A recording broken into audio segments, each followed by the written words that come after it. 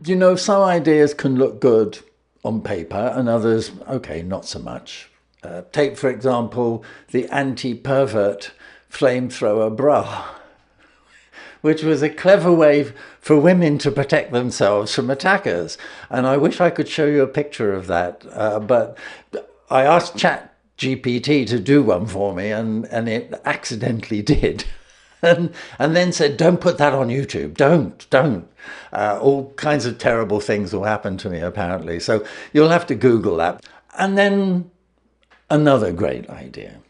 Right? After the First World War, the Australian government wondered what to do with all the returning soldiers and came up with an idea that, as I say, looked great on paper. Give them farmland in Western Australia so they could start a new life. It was noble, it was optimistic, it was also incredibly difficult. The soil was terrible, the rainfall was unreliable, and then came the emus.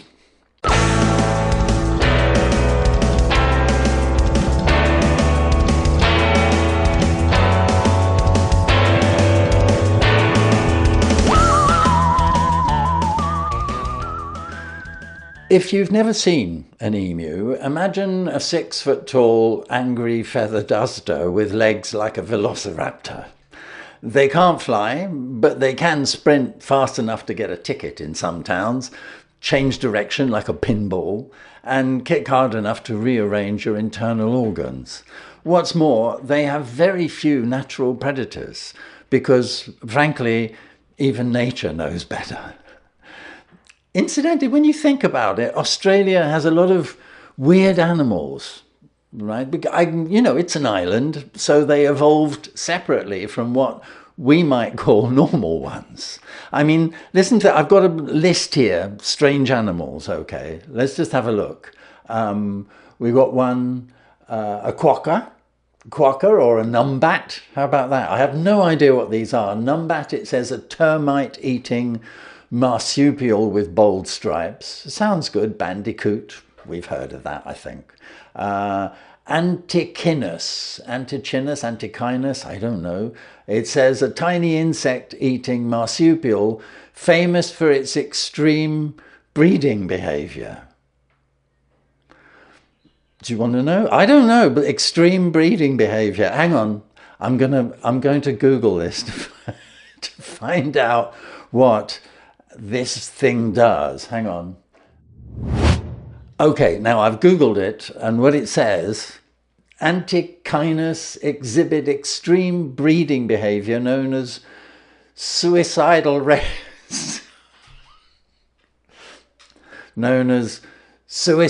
reproduction, where males mate obsessively for weeks. I know a few people who might qualify for that as well.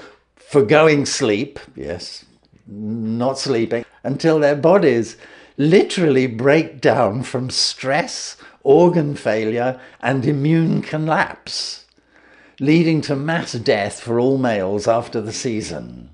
It's an evolutionary strategy where males maximize mating to pass on genes, with females surviving to raise young and sometimes breed again. I think that's wonderful. I think that's really wonderful. Let's get back to this strange list I had. Where is it? Oh, this one I love. This is the tawny frogmouth. Now, I don't know. It sounds like a politician, doesn't it? One of those politicians, like when they announce the results of an election and they go, tawny frogmouth, monster raving loony party, 4 votes. Anyway, let's get back to these emus, because by late 1932, an estimated 20,000 emus began migrating inland after their breeding season. So basically, they'd all been indulging in a little slap and flap, and now found themselves decidedly, what would you call it, peckish. Unfortunately, their migration route happened to cut straight through the wheat fields belonging to all these ex-soldiers in Western Australia. The birds found the green shoots of wheat, delicious, the water troughs convenient. 20,000 of them arrived, rampaging through Western Australia, like they owned the place.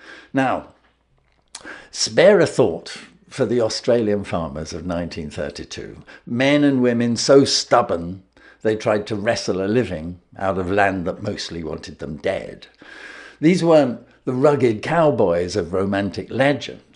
These were sunburnt, sleep-deprived battlers. They'd been lured westward with glowing promises of easy fortune, only to find themselves planting wheat in soil that treated crops like a personal insult. By the time the emus showed up, most farmers were already hanging on by their fingernails. The Great Depression had flattened prices, and the government had largely forgotten they existed. Then, just as their wheat was finally starting to grow, an army of giant flapping turbocharged lawnmowers came crashing through the fields. Faced with disaster, the farmers made a desperate call to the government, and in a rare show of efficiency, the Minister of Defence, Sir George Pearce, sent in the army. Kind of. On the 2nd of November 1932, Major G.P.W. Meredith arrived on the scene with 2 soldiers. Not, unfortunately, Alexander the Great and Genghis Khan, but Gunner J. O'Halloran and Gunner W. McMurray.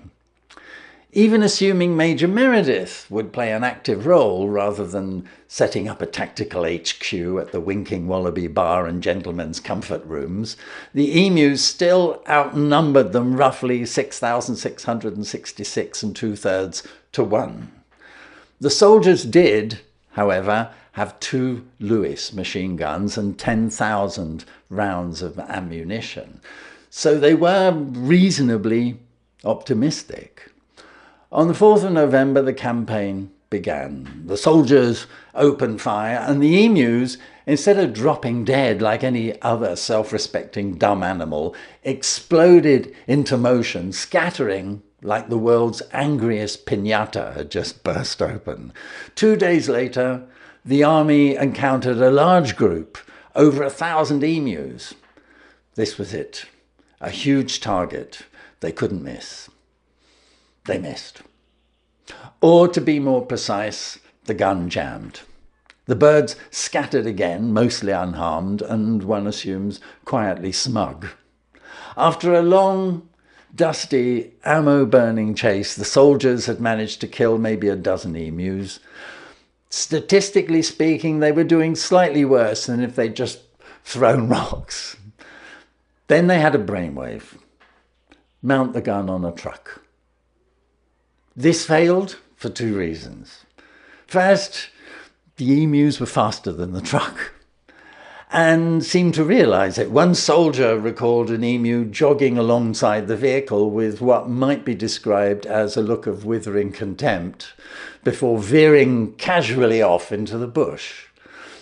Second, it turns out that aiming a machine gun from the back of a bouncing truck is only slightly easier than performing brain surgery during an earthquake.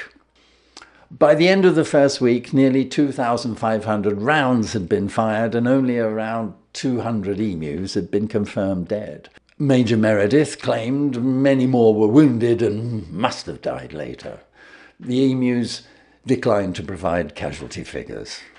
But Meredith was impressed. He said, if we had a military division with the bullet-carrying capacity of these birds, it would face any army in the world.